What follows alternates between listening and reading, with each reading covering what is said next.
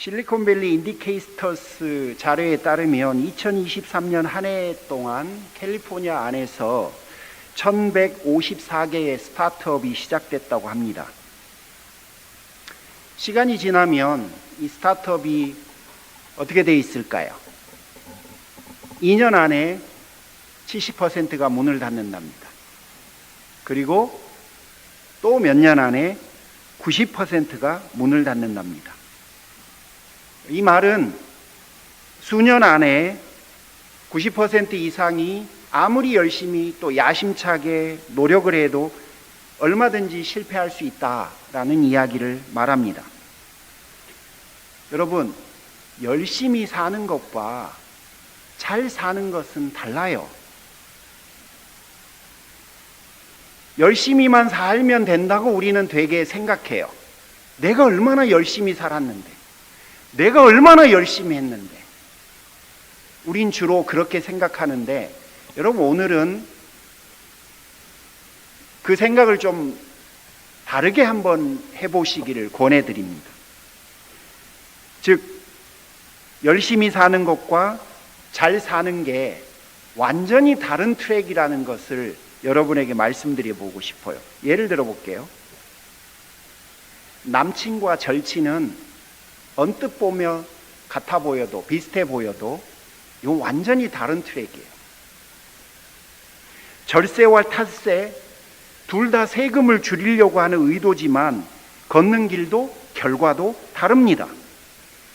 변명을 하며 인생을 살아가는 삶과 설명을 하며 인생을 살려고 하는 사람의 태도는 달라요. 늘 말씀드리듯이 손님으로 교회를 오시는 것과 가족으로, 하나님의 자녀로 교회를 오는 것은 달라요. 손님은 가만히 앉아서 일단 평가부터 합니다. 예배가 어땠다, 찬양이 어땠다, 오늘 밥이 어땠다. 또 대접을 받으려 합니다. 동시에 내가 무슨 일을 해주면 해준 티를 내려고 해요. 칭찬을 받든지, 아니면 자신의 존재감을 드러내든지, 아니면 자신의 의견이 반영이 되려고 하든지, 어떻든. 하지만 가족은 달라요. 가족은 나를 자녀로 삼아주신 하나님의 은혜를 마음속에 담고 예배를 드려요. 하나님이 나에게 베풀어 주신 그 은혜를 생각하며 친교에 임해요. 그런 분들은 감히 뭐를 평가하고 그리고 대접을 기대하려고 하지 않아요. 어떻게든지 나에게 은혜를 베푸신 그 하나님을 한 번이라도 더 웃게 만들려고 애를 써요. 출애굽기 4장 22절에 이스라엘은 내 아들 내 장자라. 하나님은 우리를 자녀로 생각하세요. 우리가 하나님 앞에서 손님으로 살아가서는 안 돼요. 손님으로 살아가는 사람의 삶의 태도와 자녀로 인생을 살아가는 삶의 태도가 달라요. 비슷해 보이죠?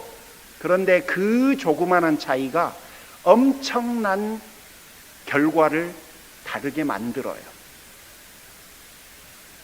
여러분, 지금 우리는 열심히 사는 것과 잘 사는 것에 대한 이야기를 하기 위해서 여기까지 왔습니다. 이제 오늘 본문으로 좀 가보죠. 2장 19절에서부터 23절에는 모르드게가 왕을 암살 음모에서 구했다는 이야기가 나와요. 그리고 오늘 본문에 보면 하만이 제국의 2인자가 되었다라고 이야기가 합니다. 여러분, 이게 굉장히 우리가 2장을 읽을 때의 내용과 3장을 대할 때가 완전히 다른 결과잖아요. 그러니까 공은 모르드게가 세웠다라고 저자가 이야기했는데 상은 하만이 받는다고 이야기를 해요. 와우. 2절에 보면 이렇게 돼 있어요. 모든 신하들이 하만에게 꿇어 절하더라. 그런데 모르드게는 안 했어요. 3절에 보니까 너는 어찌하여 왕의 명령을 거역하느냐라고 다른 신하들이 모르드게를 꾸짖어요. 꾸짖은 이유가 명확해요. 왕의 명령을 어겼기 때문에 왕의 신하들이 모르드게에게, 모르드게도 왕의 신하였기 때문에 지금 말하는 거예요. 왕의 신하가 왕의 명령을 지켜야 되는데 왕의 신하인 모르드게가 왕의 명령을 지키지 않았기 때문에 다른 왕의 신하들이 왕의 신하인 모르드게에 말한 거예요. 엄청 복잡했죠. 그런데 이해가 되죠? 우리가 이렇게 한국말을 하듯이 영어를 잘하면 얼마나 좋아. 물론 신하들이 모르는 다른 이유가 있었죠. 사실은 그걸 모르지만 그걸 모르니 그렇게 말을 했죠. 근데 사실 본문이 명확하게 왜 그랬는지에는 말을 안 하는데 두 군데 근거를 가지고 여러분 좀 설명해 드릴 수 있을 것 같아요. 1절에 보면 하만을 아각 사람이라고 해요. 아각 사람이라는 건 이런 의미예요. 여러분 애굽 왕을 뭐라고 부르죠? 바로 아말렉 왕을 아각이라고 불렀어요. 그러니까 아각 사람이라고 하는 건 아말렉 사람이다 그런 말이에요. 그러면 왜 그 많고 많은 표현 중에 하만을 아말렉 사람이라고 소개했을까? 저자에게 의도가 있다고 늘 말씀드렸죠. 이런 건 무조건 의도가 있는 거예요. 그런데 4절에 갔더니 신하들이 자꾸 절하라고 말을 하니까 모르드게가 뭐라고 답을 하냐면 난 유대인이야. 뭐야 이거? 아니 뭐 어쩌라고. 우리 되게 뜬금없는 이유 같지만 지금 모르드게가 절을 하지 않는 이유를 자기 입장에서 저 사람들은 이해하지 못하는 말을 지금 하는 거예요. 1절에서는 하만은 아각 사람이라고, 4절에서 모르드게는 자기는 유대인이라고 합니다.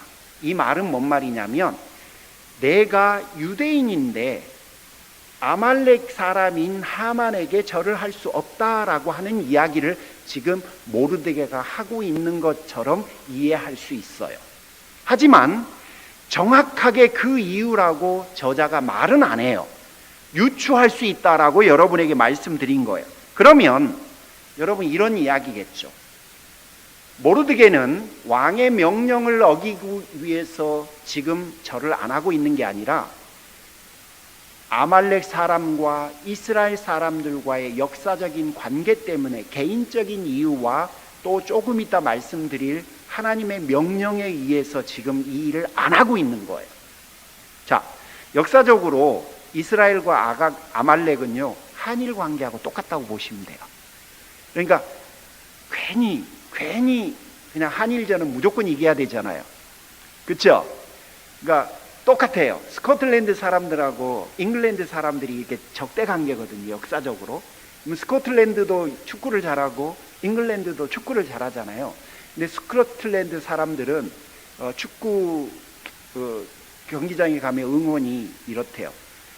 세상에 두 팀이 이겨야 된대.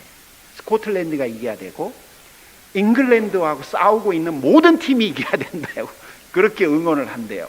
그러니까 그만큼 둘이 적대 관계가 아주 심한 거예요. 여러분 그 영화 브레이브 하트 기억나십니까?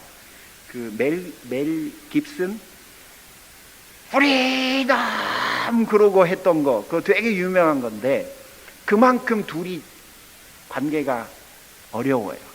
근데 이게 아말렉하고 이스라엘이 그래요. 근데 거기다가 역사적인 이유뿐만 아니라 하나님의 명령이 두 개가 더 있어요. 출애굽기 17장 16절에 하나님이 이스라엘에게 뭐라고 그랬냐면 대대로 아말렉과 싸워라. 이스라엘 후손들에게 하나님 명하신 것. 아말렉과 대대로 싸워라. 두 번째 출애굽기 17장 14절에게 아말렉을 진멸해라. 이게 이스라엘 백성인 모르드게에게 여전히 유효한 하나님의 명령이에요.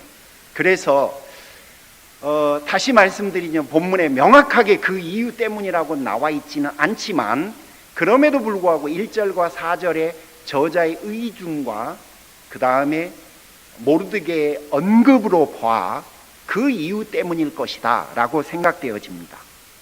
자, 어떻든 그러자 4절에 신하들이 뭐라고 표현했냐면 이 첫 번째 구절 그 부사가 뭐죠? 첫 번째 단어가 날마다 신하들이 그래도 날마다 모르드게한테 절하라고 그래요. 이유는 왕의 명령이니까. 너는 왕의 신하잖냐?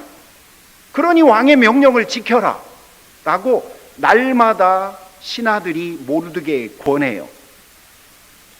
그리고 5절은 드디어 하만이라고 하는 사람의 반응이 나옵니다. 5절에 뭐라고 돼 있냐? 맨 뒤에 있는 두 단어만 한번 읽어보시죠. 매우 노하더니. 여러분, 분노한다는 이야기가 누구 생각나세요? 1장에서 누구? 왕이 누구한테 분노해요? 와스디.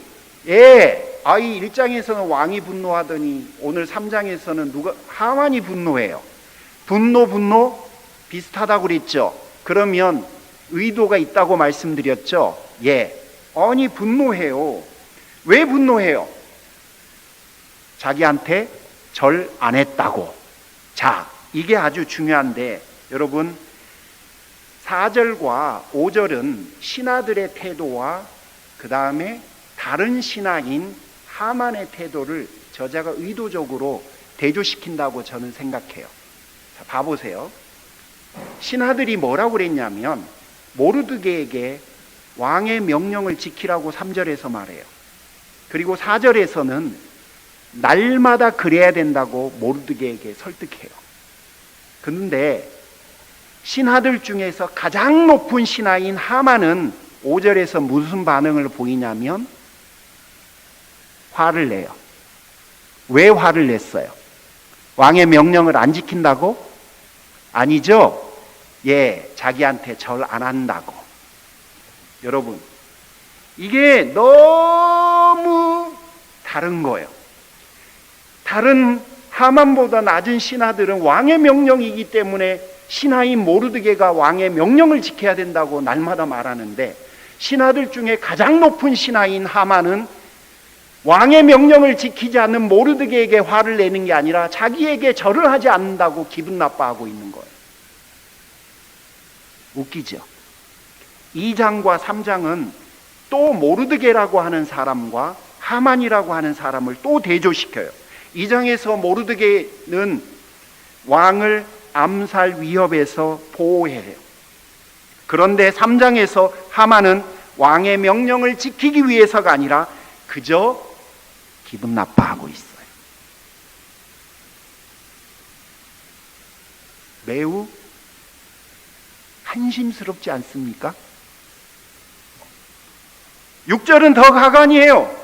하만은 모르드게에게 기분 나빴는데 그가 유대인이라는 사실을 알고 이제는 모든 유대인들에게 분노해요. 이성을 갖고 있는 사람이 혹은 상식이 있는 사람이 이런 행동을 할 수 있나요? 그런데 어떻든 개인에 대한 감정을 민족 전체에 대한 감정으로 바꿔요. 여러분, 왕이 이러라고 하만에게 제국의 2인자 자리를 주었을까요? 여러분, 우리가 아무리 열심히 살려고는 해도 부디 못나게는 살지 말아야 할 것 같아요. 열심히 산다고 내가 한 모든 것들이 용납되지는 않아요. 못난 행동은 그저 못난 행동일 뿐이에요. 제가 몇 년 전에 들은 이야기입니다. 샌프란시스코에 있는 사는 어느 장로님이 성도들과 그 교회 담임 목사님 앞에서 자랑스럽게 자기가 하신 이야기, 자기 이야기를 하셨어요. 여러분, 저소득층 아파트에 입주하기가 굉장히 어렵잖아요. 여기 뭐 몇 년 걸리죠? 예, 고순옥 집사님 몇 년 걸리셨어요? 8년. 어우, 나름 빠른 거 아닌가? 그런데 이분이 자기 이야기를 해주는 거예요. 매니저한테 몇만 불 뇌물 주면 땡길 수 있대. 그리고 이번에 자기가 그렇게 입주를 했대. 주위에 있는 분이 그 몇만 불 그랬더니 돈도 아니래. 왜냐하면 방 3개짜리를 받았대. 2개를 렌트를 주면 1년 만에 뽑고도 남는데, 그리고 그 다음 해부터는 노후 자금으로 쓸 수 있대. 여러분, 인생을 사는 지혜와 부끄러운 행동은 별개인 거요. 근데 이분은 부끄러운 행동을 인생의 지혜인 척 사람들 앞에, 부끄러운 일이죠. LA 한인타운에는 한인교회들이 진짜 많아요. 그 한인교회에서 목회하는 목사님이 저에게 해주신 이야기예요. 교인이 어느 날 그러시더래. 목사님, 제가 이 교회까지 오는데 교회를 몇 개 지나쳐 오시는지 아십니까? 그게 뭔 말인 줄 아세요, 여러분? 잘해. 내가 여기까지 오는데 잘못하면 그 중에 있는 교회 아무 교회나 내가 들어갈 거야. 교회 옮기겠다는 이야기를 그렇게 하는 거지.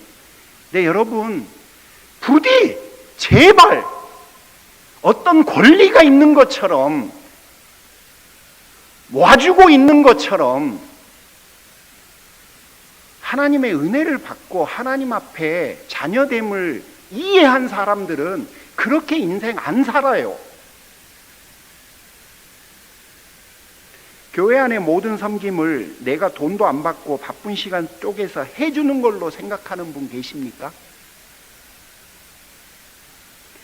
자녀들의 모든 것은요, 인생과 삶과 신앙 모든 것은 하나님을 위해서, 하나님을 향해서 가는 거예요.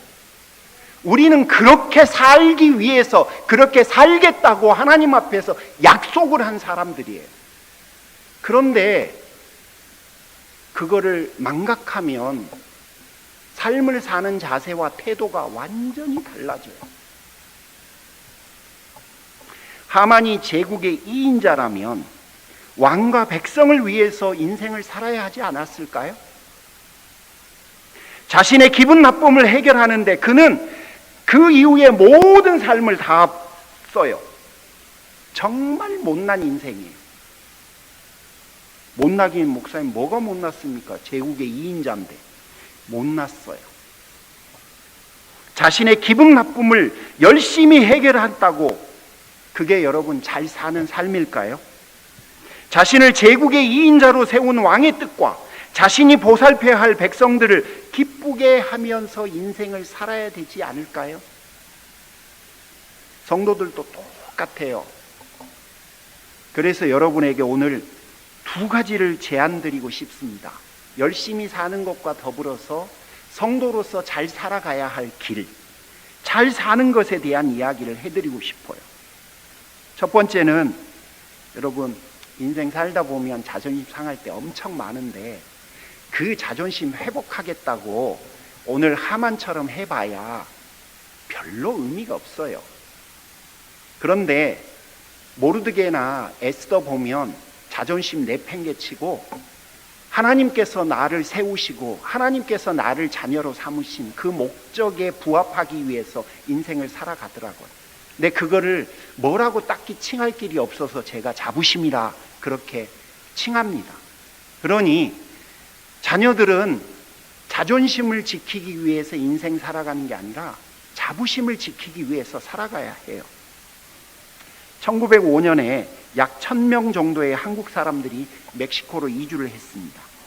그곳에 가면 좋은 임금을 받고 안정된 노동 환경이 있다라고 광고했고 그 광고를 믿고 왔는데 실제로 와보니까 이거는 노예보다 못한 삶인 거예요.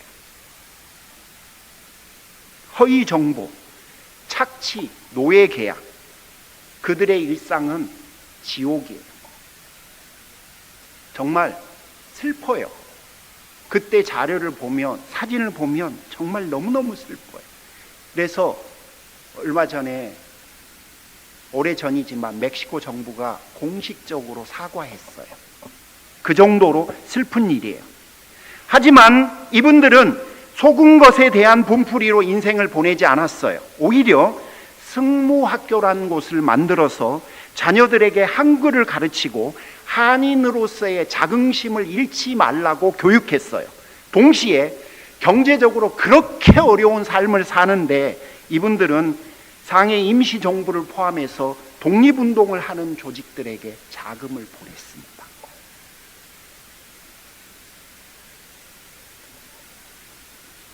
놀라운 인생이죠.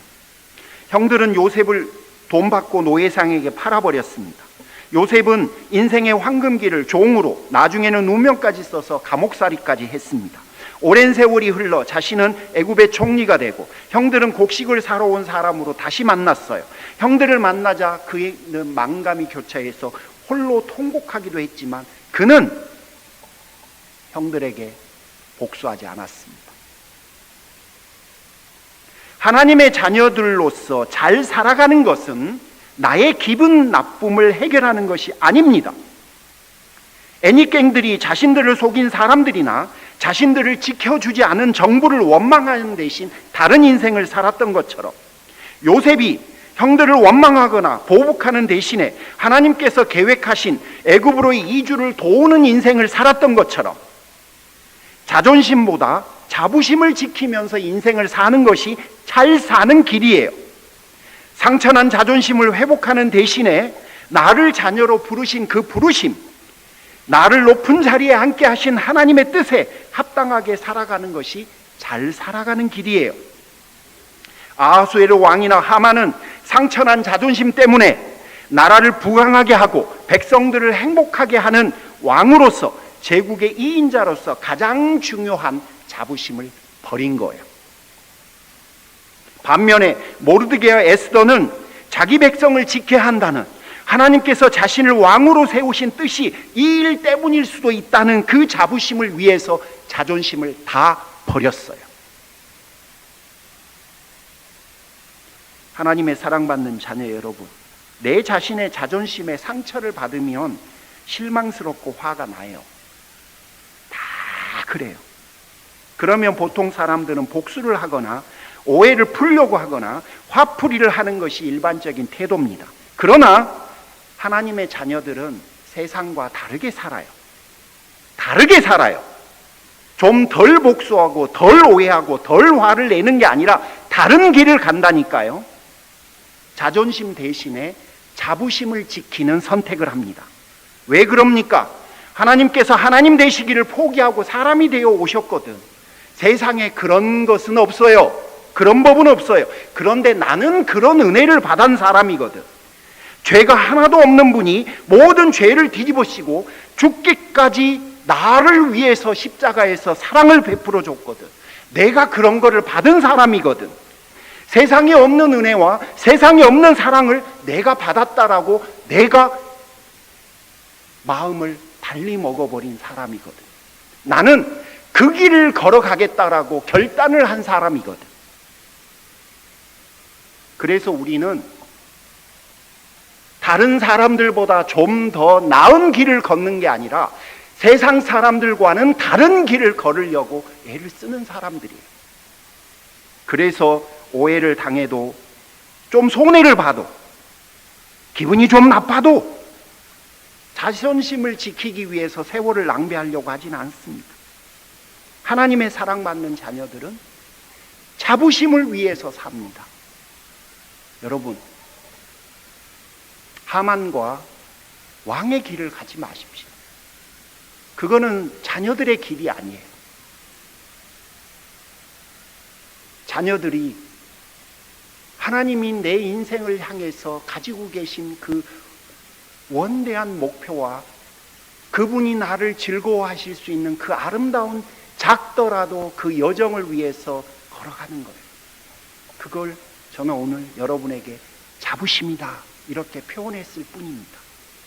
자부심을 지키시기를 주님의 이름으로 축복합니다. 마지막으로 여러분, 세상을 경쟁의 시선으로 보면 안 돼요.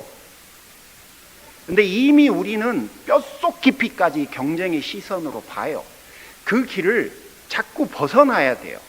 우리는 누군가를 회복시키고 누군가의 인생을 섬겨서 그 사람을 성공시키는 삶으로 이미 제한을 받은 사람들이에요. 왜냐하면 예수님이 우리를 위해서 그렇게 해주셨거든. 나는 그 길을 가겠다고, 십자가의 길을 가겠다고 이미 하나님 앞에서 약속을 한 사람들이거든요. 그런데 여전히 사람들과 동일하게 그 경쟁의 시선으로 내 인생을 바라보면 우리는 잘 사는 길을 갈 수가 없어요. 간호사들끼리 태움이라고 하는 한국의 문화가 있답니다. 신입 간호사를 성장시킨다는 명분하에 정신적, 신체적으로 극한으로 몰아넣는 직장 내 괴롭힘이에요. 폭언, 비하하는 말, 신입이 핸들할 수 없는 정도로 과도한 업무를 주고 또 못마땅하면 집단 내 따돌림을 하고, 이게 뭡니까 여러분?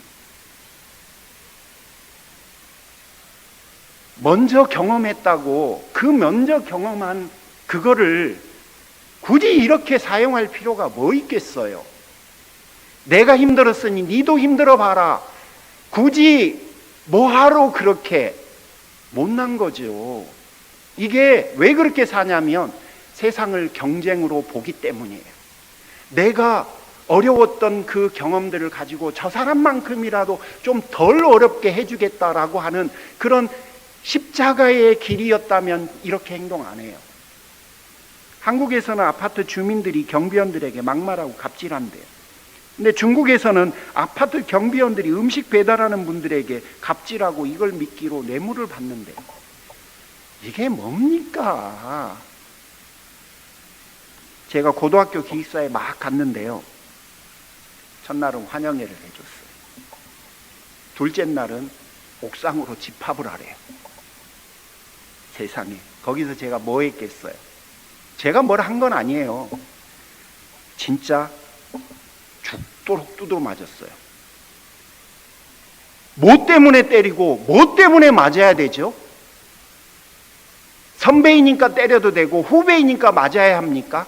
선배의 권력을 그렇게 꼭 사용해야 하나요? 참 못났죠. 목회자의 권한은 교회 안에서 막강했습니다. 무소불위의 권력을 행사하곤 했어요. 때로는 어떤 분들은 횡령을 서슴지 않았어요. 하나님께서 성도들 위해 권림하라고 목사의 직을 주셨을까요? 굳이 목사의 직을 그런 데 써야 할까요? 요즘은 대다수의 목회자들의 이야기와 다른 이야기, 이게 옛날에 그렇다는 거예요. 그리고 거기다가 목회자들이 반성하고 다른 길을 걸으려고 노력하는데, 이제는 성도들 중에 일부가 목회자들을 무시해요. 니나 나나 그래서 뭐 내가 안 해주면 어떡하라고, 내가 너 월급 주는 거야, 잘해. 헐. 여러분, 그러라고 하나님께서 목회자를 여러분에게 보냈을까요? 목회자와 성도가 여러분 감시하고 견제하는 관계입니까?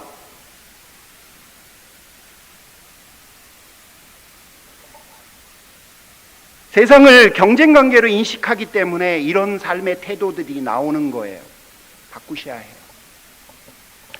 아무리 여러분의 경험이 어떠했다 하더라도 그거 다 잘못된 거예요. 성경은 그렇게 말 안 해요.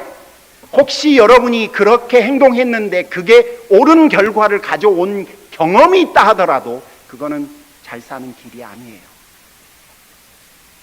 하나님의 자녀들은 경쟁이 아니라 서로를 섬겨서 하나님께서 나에게 주신 것들이 있으면 그걸 가지고 그 사람을 성공시키는 데 쓰는 거예요.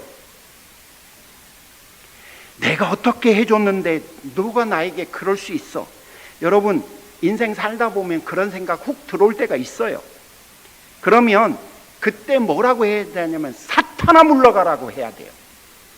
그래, 맞아. 다시 생각해 보니까 좀 서운하네. 여러분, 이미 사탄에게 생각이 사로잡힌 거예요. 그 다음에 빠져나올 수 있는 사람은 거의 없어요.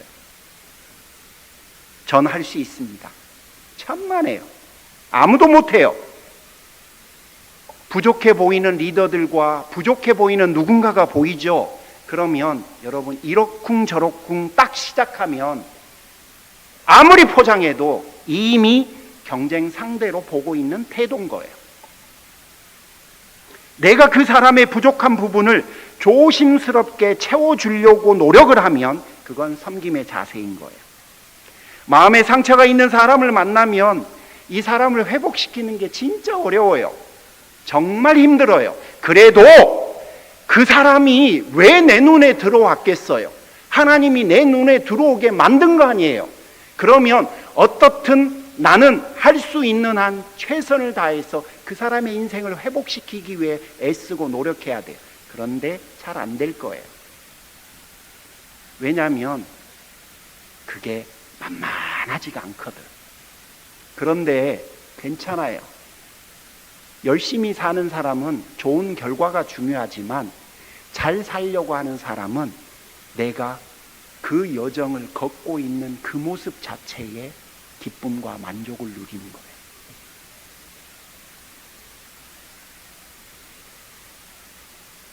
자, 당연히 열심히도 살아야 돼요. 하지만 열심히 살려고 못나게는 살지 않았으면 합니다. 여러분 중에 혹시 뭔가를 이뤄본 사람이 있으신가요? 그렇다고 누군가를 무시하지는 마십시오. 좀 더 가졌다고 우월하고 좀 더 안다고 군림해야 된다고 여기지 마십시오. 오히려 받았고 가졌고 해봤으니 에스더와 모르드게처럼 더 큰 책임감을 느끼시며 인생을 사시기를 바랍니다. 잘 사시기를 하나님 앞에. 그저 열심히 살았으니 내가 얼마나 열심히 살았는데 라고 나중에 아우성으로 끝나면 안 되잖아요. 근데 하나님 앞에서 잘 살려고 하는 사람은 만족감이 굉장히 커요.